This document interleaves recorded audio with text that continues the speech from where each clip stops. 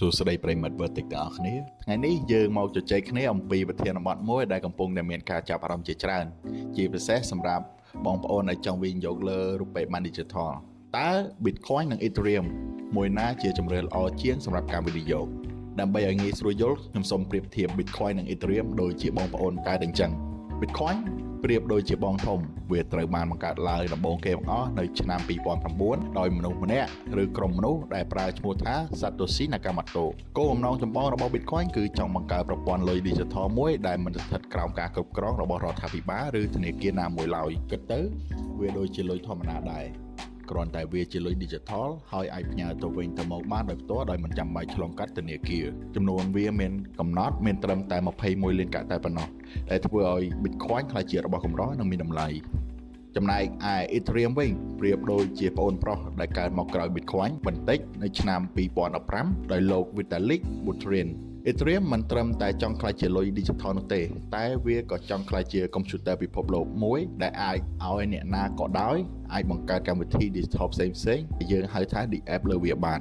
ឥឡូវយើងមកនិយាយអំពីបច្ចេកវិទ្យាវិញដែលជាចំណុចសំខាន់ធ្វើឲ្យ Bitcoin និង Ethereum ខុសគ្នា Bitcoin ប្រើប្រាស់បច្ចេកវិទ្យាមួយដែលយើងហៅថា Blockchain គឺដូចជាសៀវភៅកត់ត្រា Digital ដ៏ធំមួយ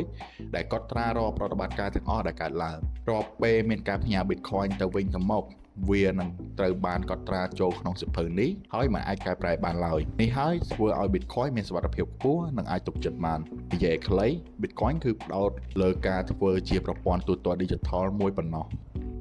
ងាកមក Ethereum វិញវាក៏ប្រើ Blockchain ដែរតែវាកាន់តែទំនើបជាងមុន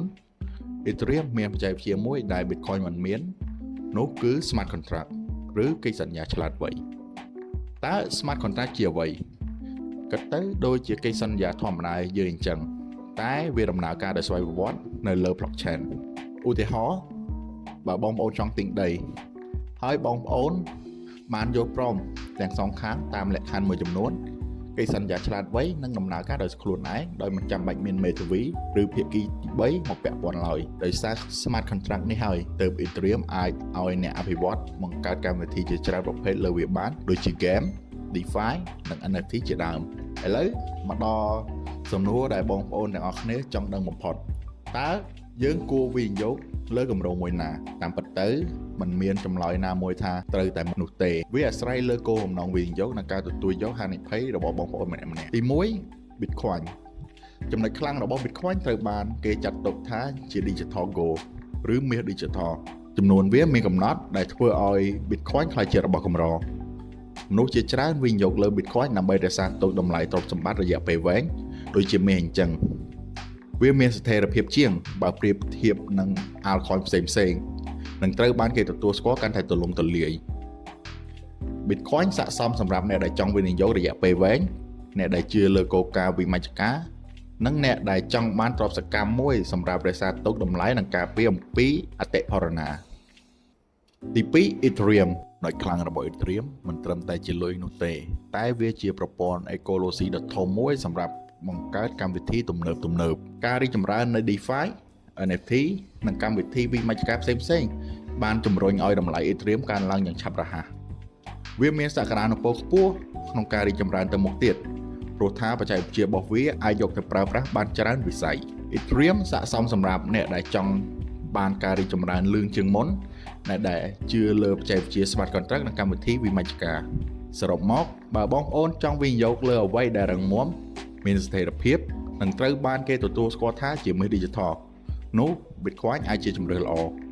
ប៉ុន្តែបើបងប្អូនចង់វិនិយោគលើបច្ចេកវិទ្យាមួយដែលមានសក្តានុពលខ្ពស់សម្រាប់ការរីកចម្រើននាពេលអនាគតនិងអាចបង្កើតអ្វីៗបាននោះ Ethereum គឺជាជម្រើសដ៏គួរឲ្យចាប់អារម្មណ៍ទោះជាយ៉ាងណាសូមបងប្អូនចងចាំថា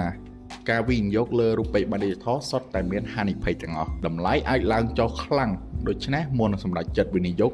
សូមធ្វើការស្រាវជ្រាវឲ្យបានច្បាស់លាស់និងពិភាក្សាជាមួយអ្នកជំនាញបើសិនជាចាំបាច់សង្ឃឹមថាវីដេអូនេះបានជួយបងប្អូនឲ្យយល់កាន់តែច្បាស់អំពី Bitcoin និង Ethereum តែបងប្អូនមានសំណួរឬប្រធានបទណាដែលចង់ឲ្យពួកយើងលើកមកអាច comment នៅខាងក្រោមខ្ញុំបាទគឹមសៀសូមអរគុណសម្រាប់ការតាមដានស្ដាប់ Vertex Solo Podcast ជួបគ្នានៅវីដេអូក្រោយសូមអរគុណ